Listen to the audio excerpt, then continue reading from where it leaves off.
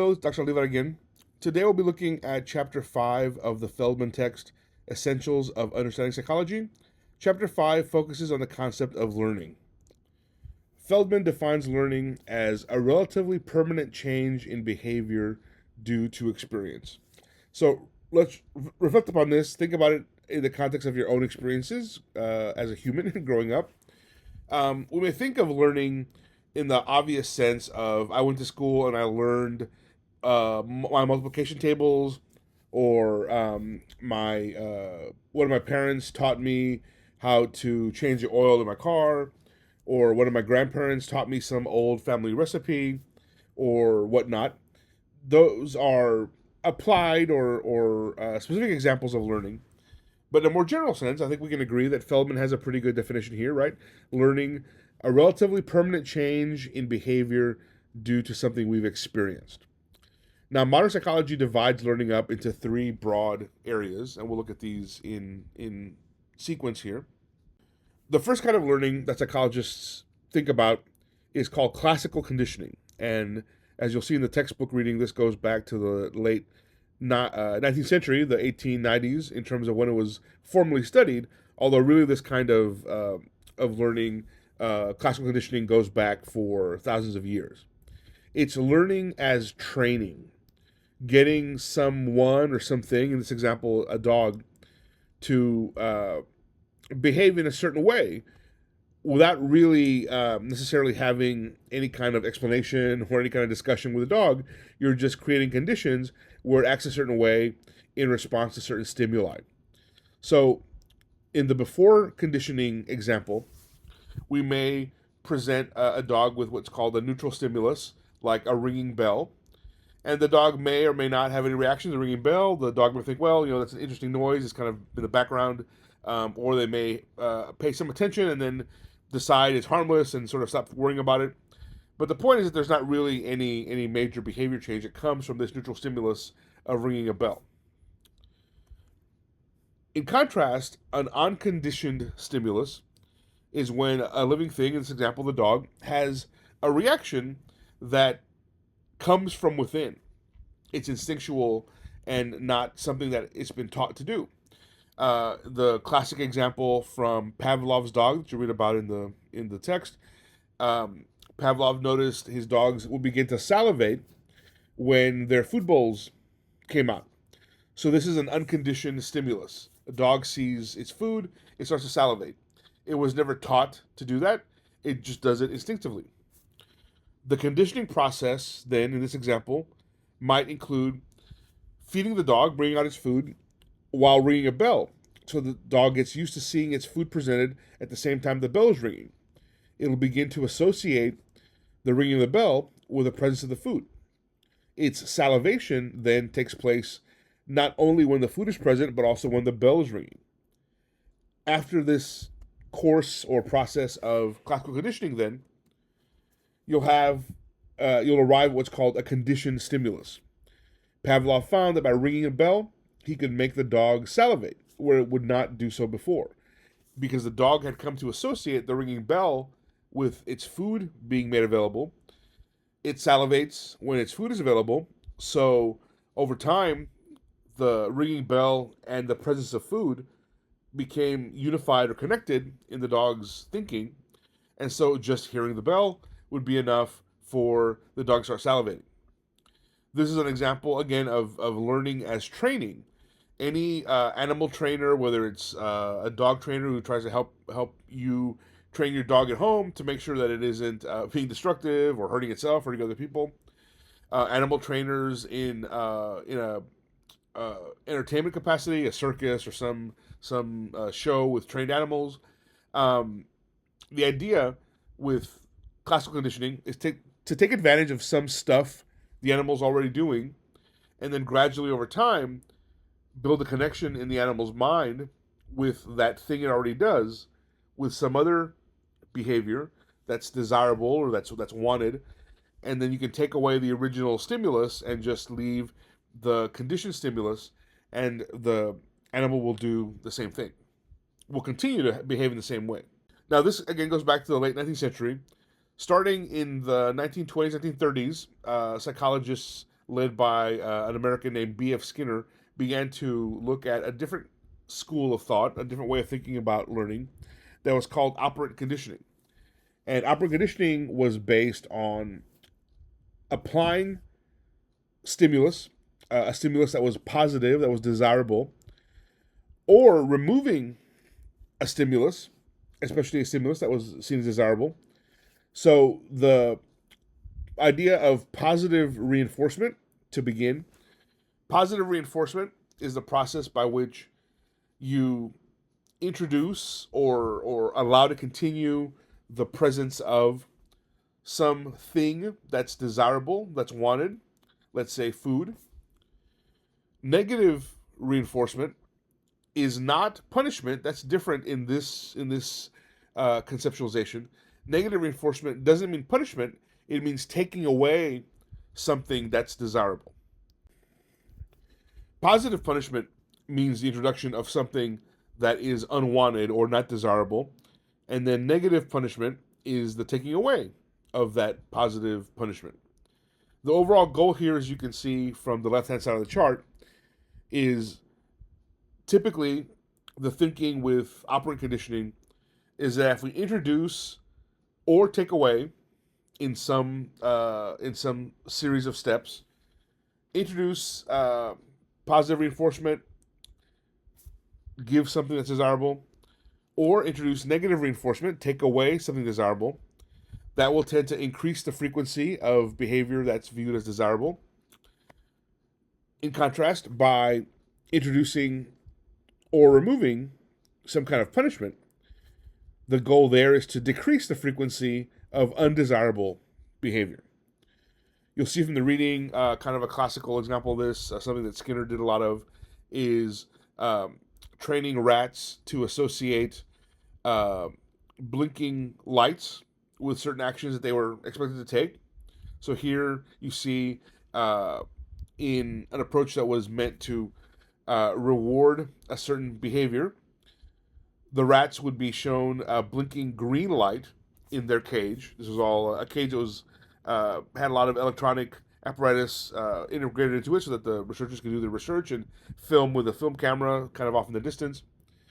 So the rats were trained that if a green light flashed and they pressed down on a little lever with their paws, they would get some food pellets. In contrast, if a red light was flashing, they were not to do anything. They were not to try and press down on the lever, because if they did, not only would they not get food pellets, they would get a mild electric shock. So the idea was to train the rat: green light, press the lever, get food; red light, don't do anything. A light is a light, right? Green, red.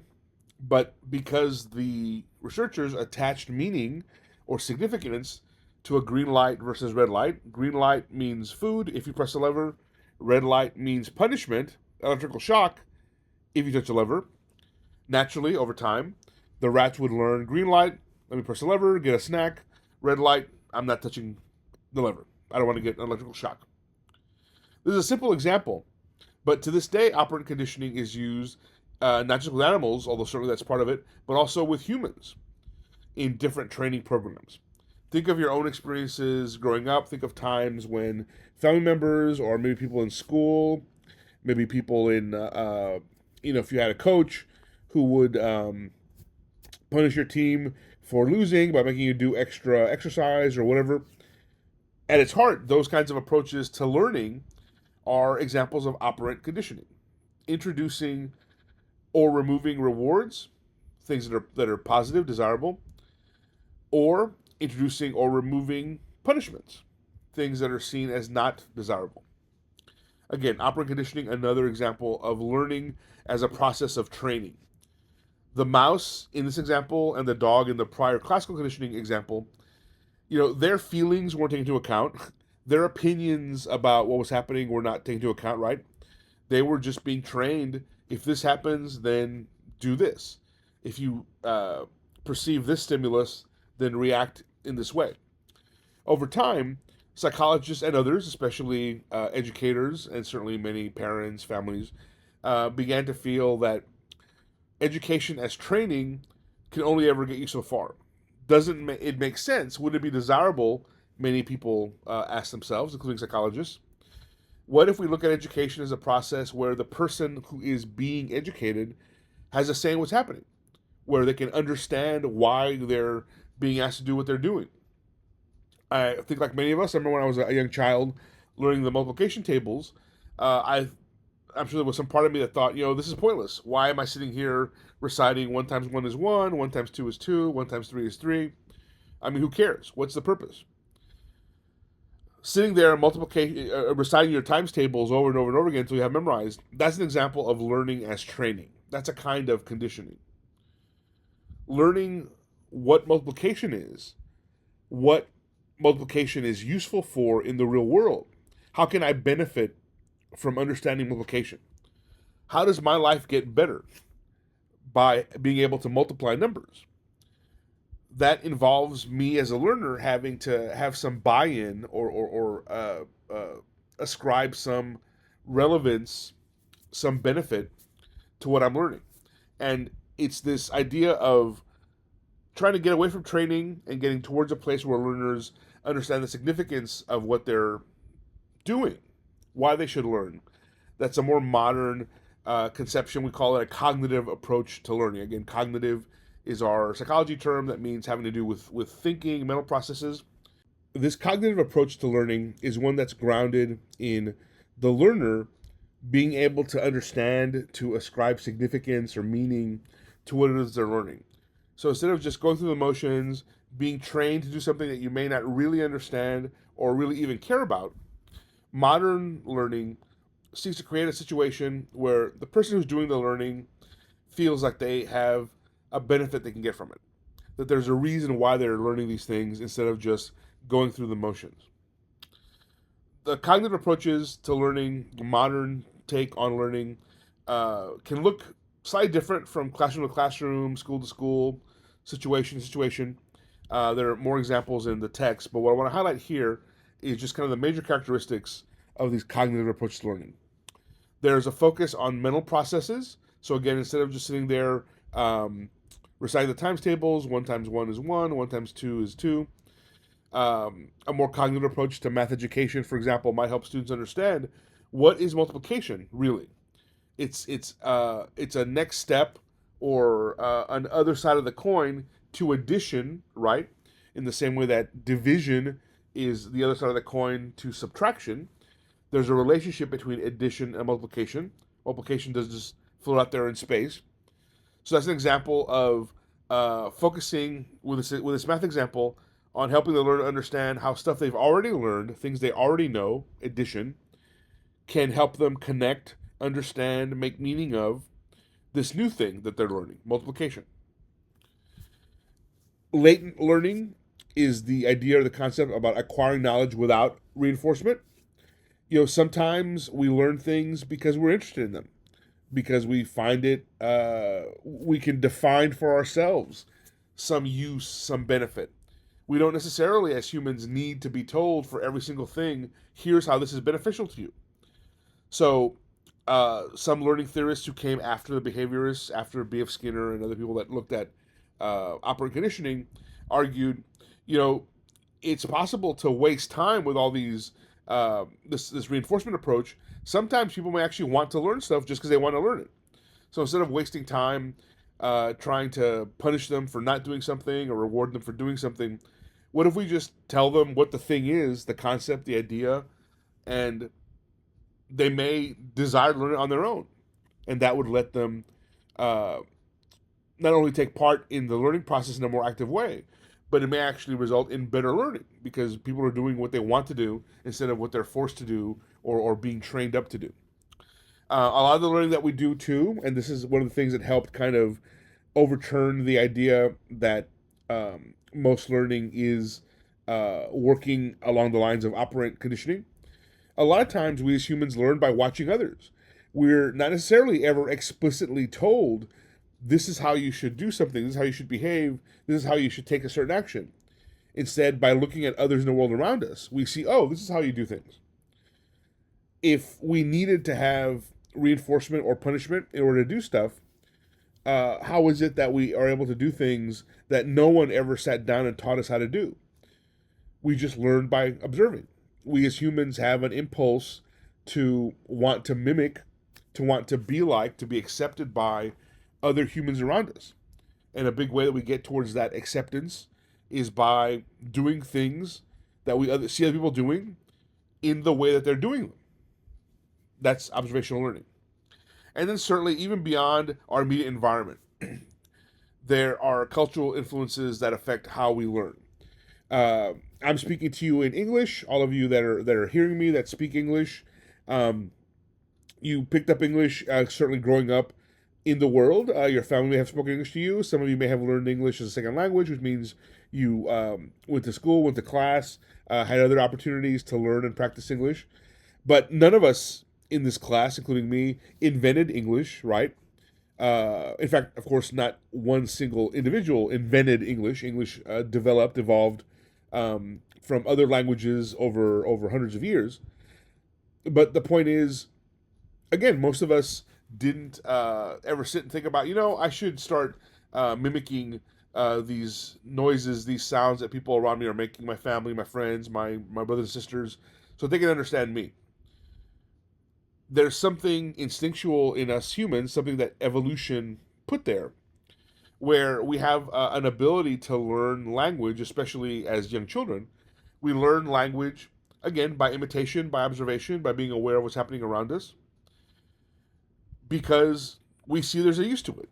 We see that if we can make ourselves understood, our desires, our needs, our fears, we can live a better life. Not a perfect life necessarily, but a better life. If people understand that we're hungry as young infants, we're not communicating in speech per se, but if we can learn eventually to ask for a bottle or food or dinner, however we might phrase it, we're making our lives better, we're making our lives more efficient by communicating, hey, I'm hungry. If we're young children and we're scared because there's a thunderstorm and the wind's blowing and lightning is flashing, we can maybe get some comfort from our family, from our parents, by communicating, hey, I'm scared. I'm scared of the thunderstorm. That is a benefit that comes from speaking a language. And again, in this example, the point is that speaking a language is an example of a cultural influence. None of us invented the languages that we speak. We use them. We take advantage of the fact that we speak certain languages. But those languages were developed in a cultural setting in the world around us, and we're just making use of them. Again, the takeaway here is that there was an original conception that learning could be boiled down to, or could be just seen as a process of conditioning. Originally classical conditioning, later operant conditioning, where if we have a system of rewards and punishments, or both, humans will act in certain ways. But it turns out, if you accept this cognitive approach, which is sort of the modern way of thinking about learning, that it's more complicated than that. There's a lot of stuff we learn that we learn because we were trained to do, sure, but there's also many, many other things that we learn as humans that no one ever explicitly taught us. We saw people doing things, so we imitate them in some fashion, to some degree, because we feel it's a benefit to us, because we want to learn how to do these things, how to behave in certain ways. Let's review the big ideas from this chapter. So again, we can view learning as a permanent change in behavior due to the experiences that we have living, growing up in the world. Classical conditioning, Pavlov is an example from the text, describes how training can affect unconscious actions. Pavlov trained his dog to begin to associate salivating, which previously was an unconditioned stimulus that just took place whenever the dog saw food, turned that into a conditioned stimulus, associating the ringing bell with dinner time. And so the dog would start to salivate when he heard the bell, even if there was no food present. Operant conditioning describes how training can affect more conscious actions, pulling a lever, pressing a button, other kinds of examples like that we saw. B.F. Skinner and the behaviorist movement in psychology are examples of operant conditioning. But over time, the argument that Skinner and others made that we could boil down most learning to operant conditioning, to a kind of training process involving rewards and punishment. In modern times, psychologists have gotten away from this. They feel that we can reject a lot of Skinner's ideas, not because we don't like them or whatever, but because we have evidence, we have proof that learning as education versus learning as training is just a better, more accurate way to think about the learning process. There's a lot of stuff we learn that we're never trained to do. No one ever sat down and told us, if you speak English, be sure that you put the adjective before the noun. You may have had that come up maybe in a writing class, in a reading class in elementary school, but most of us were putting, if you're speaking English, in English, the adjective goes before the noun. I have a blue pen. I have a red shirt. We, most of us didn't have someone sit down and tell us this is the way that English grammar works. We picked that up by observation, by imitation of people around us. We picked it up because we wanted to learn, because we found that information, that ability to use the English language, in this example, to be helpful. We didn't need to be trained into it. This concludes this presentation for Chapter 5 of the Feldman text. I hope you found this review of the major ideas from the reading to be helpful as you go in and look at the chapter yourself. Good luck.